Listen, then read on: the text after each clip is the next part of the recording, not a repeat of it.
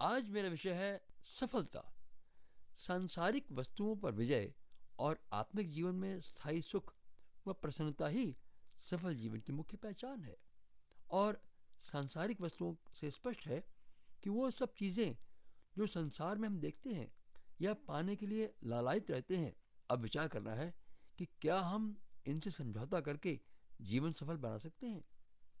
परमेश्वर का वचन कहता है, यूहन्ना की पहली पत्री उसका दूसरे अध्याय के 17वें वचन में, तुम न तो संसार से और न संसार में की वस्तुओं से प्रेम रखो।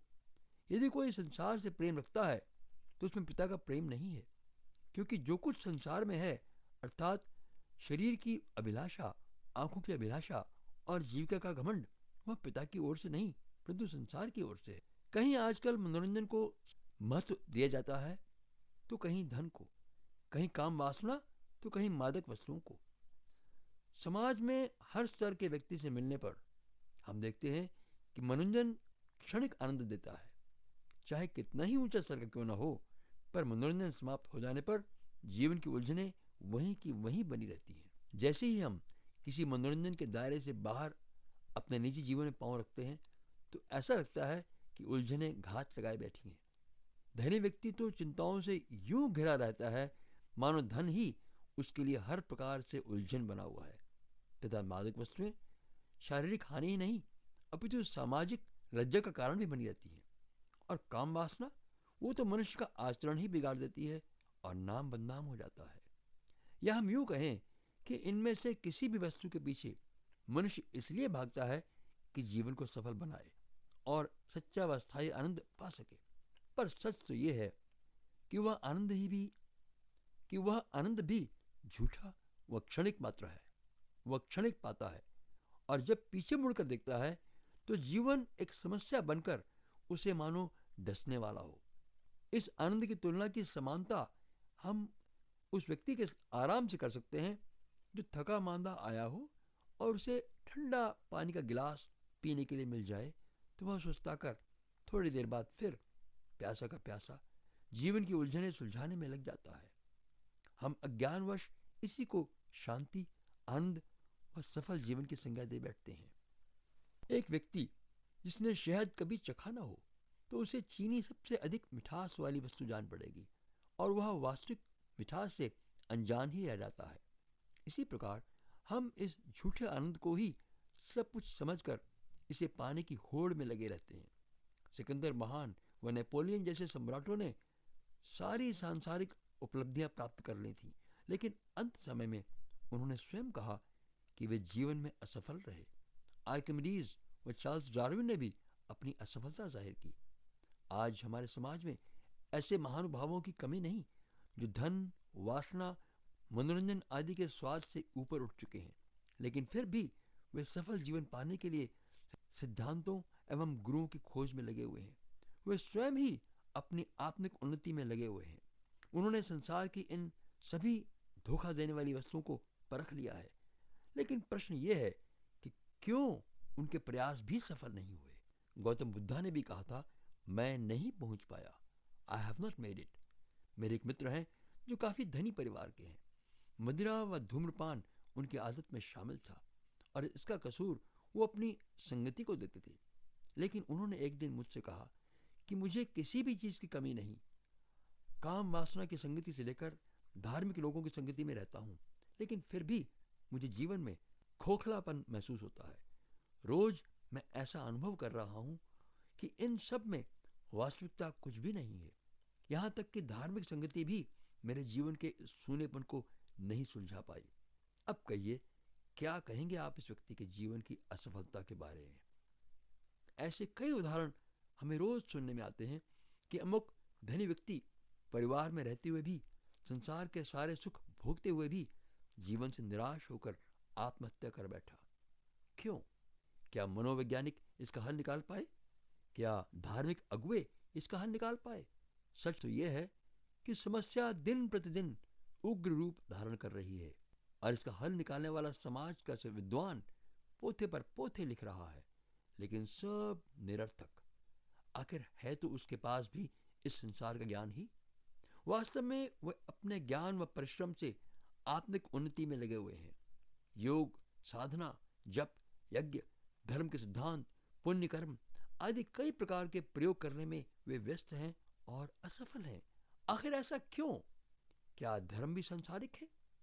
क्यों हम आज हर धर्म के अनुयायियों को आपस में झगड़ा करते हुए पाते हैं? कहीं भी तो शांति व सफलता का चिन्ह नजर नहीं आता।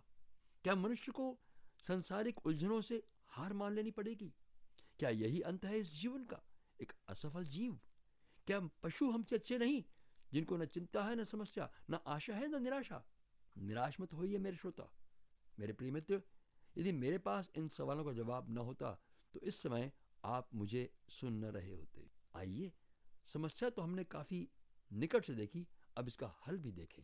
यह जीवन हमें परमेश्वर ने दिया है, जो कोई टटपूंजिया नहीं, बल्कि सर्वशक्तिमान, सर्वोपरि, सृष्टिकर्ता एवं सर्वंतर्यामी है। वह न्यायी तो है, पर दया का दरिया भी है। ये श्वास, भूख प्यास, ये इंद्रियां, सभी कुछ उसी की देन है। तो क्यों ना हम अपनी इस जटिल समस्या को परमेश्वर के पास ले चलें, इस जीवन को सफल बनाने का काम उसी के हाथों में सौंप दें। जी हाँ, ऐसा संभव है आपके जीवन में भी। यदि हम अपने बेटे बेटी को रोटी मांगने पर पत्थर नहीं देते, पानी मांगने पर आग नहीं दिखाते, तो हमें दयालु प्रेमी पिता क्या कुछ न देगा। प्रभु यीशु ने कहा, मैं तुम्हें अपनी शांति देता हूं, जो इस संसार की शांति नहीं है। अर्थात ये सांसारिक उपलब्धियों द्वारा प्राप्त शांति से भिन्न है। परमेश्वर की दी हुई शांति चिरस्थायी है।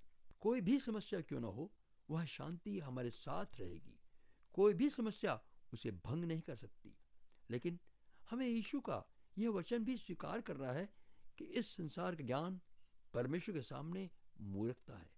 अर्थात हम अपनी बुद्धि ज्ञान को तनिक देर के लिए तिलांजलि दे दें। उस ज्ञान की असलियत झूठ है और अपना समय बर्बाद न करें। मुंह फेर लें इस ज्ञान से और परमेश्वर पिता के वचन पर ही चलना अपना कर्तव्य समझें। परमेश्वर के पवित्र वचन बाइबल में लिखा है कि हमारी सारी धार्मिकता मैले चित्रों के समान है। सुना आपने? अर्थात परमेश्वर को खुश करने के लिए धर्म, कर्म, पुण्य का सहारा कीचड़ का मार्ग है। तो इस जीवन की सफलता इसे देने वाले परमेश्वर से मांगे, और तभी यह संभव है। और यह तभी संभव है जब हम अदृश्य, अद्वितीय, अविनाशी व सर्वशक्तिमान परमेश्वर के समक्ष पूरे मन से, सच्चे दिल से अपने आप को पापी माने, अपने जीवन की बुरी बातों से घृणा करें, लज्जित हों अपनी मूर्खता पर। तो पवित्र आत्मा के सामर्थ्य अपने आप हमारे जीवन में कार्य करेगी। नया जीवन, नया जन्म व सच्चे आनंद का अनुभव तथा स्थायी शांति हम परमेश्वर से पाएंगे। क्यों? क्योंकि हम पाप के मार्ग पर थे, परमेश्वर से विमुख चलकर शांति व जीवन के स्रोत से विमुख थे, उल्टे रास्ते पर चल रहे थे। अब पश्चाताप यानी कि हमने उस मार्ग की ओर पीठ फेर ली तथा परमेश्वर से उसके बनाए मार्ग यीशु द्वारा हमारा परमेश्वर के साथ मेल मिलाप हो गया। यीशु के लहू द्वारा परमेश्वर ने हमारे सारे पापों का लेख मिटा दिया है।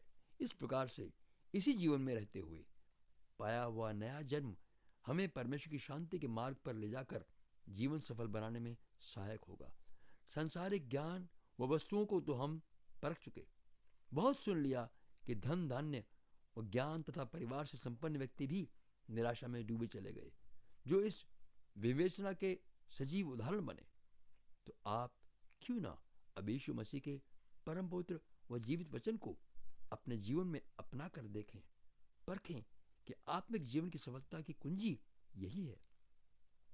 यह घोषणा हम तभी कर सकते हैं जब यीशु मसीह का वचन हमारे जीवन में पूरी तरह प्रमाणित हो चुका है। मुझे पूरी आशा है कि आप भी इस वचन से अपना जीवन सफल बनाएंगे।